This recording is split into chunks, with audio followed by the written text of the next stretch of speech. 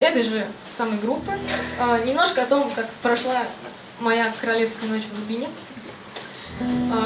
Где-то там 4:30 утра, кажется, льет дождь, а Надя бегает по озеру и поет вот эту вот как раз песню.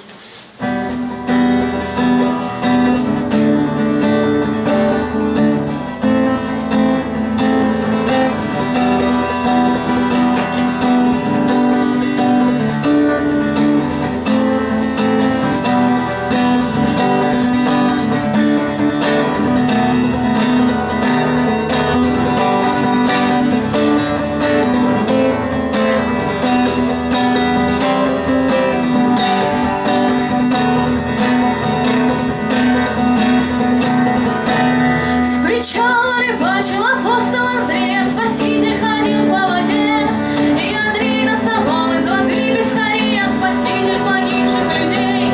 И Андрей закричал: я покину причал, если ты мне откроешь секрет. И учитель ответил: спокойно, Андрей, никакого секрета здесь нет. Видишь, там на горе возвышается крест, под ним десяток солдат, повиси-ка на нем, а когда надоест, возвращайся назад. Гулять по воде, гулять по воде, гулять по воде со мной. Но учитель наказ, как блистает дорога, черный ворон кружит над крестом. Объясни мне сейчас, пожалей дурака, а распятие оставь на потом. Онемел Спаситель и топнул в сердцах по водной глади ногой.